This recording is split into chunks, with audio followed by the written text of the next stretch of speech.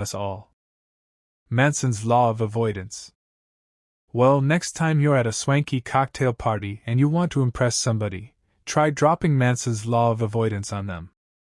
It states, the more something threatens your identity, the more you will avoid it. That means the more something threatens to change how you view yourself, how successful/unsuccessful you believe yourself to be, and how well you see yourself living up to your values, the more you will avoid ever getting around to doing it. There's a certain comfort that comes with knowing how you fit in the world. Anything that shakes up that comfort, even if it could potentially make your life better, is inherently scary. Manson's law applies to both good and bad things in life.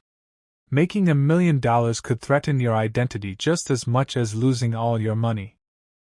Becoming a famous rock star could threaten your identity just as much as losing your job.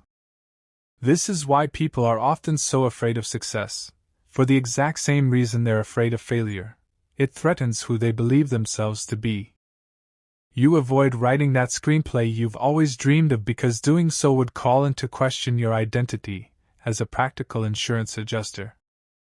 You avoid talking to your husband about being more adventurous in the bedroom because that conversation would challenge your identity as a good, moral woman. You avoid telling your friend that you don't want to see him anymore because ending the friendship would conflict with your identity as a nice, forgiving person.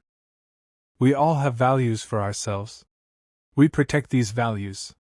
We try to live up to them, and we justify them and maintain them. Even if we don't mean to, that's how our brain is wired. As noted before, we're unfairly biased toward what we already know, what we believe to be certain.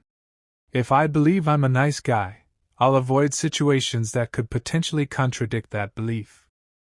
If I believe I'm an awesome cook, I'll seek out opportunities to prove that to myself over and over again. The belief always takes precedence. Until we change how we view ourselves, what we believe we are and are not, we cannot overcome our avoidance and anxiety. We cannot change. In this way, knowing yourself or finding yourself can be dangerous. It can cement you into a strict role and saddle you with unnecessary expectations. It can close you off to inner potential and outer opportunities. I say don't find yourself.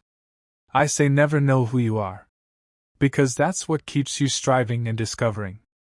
And it forces you to remain humble in your judgments, and accepting of the differences in others.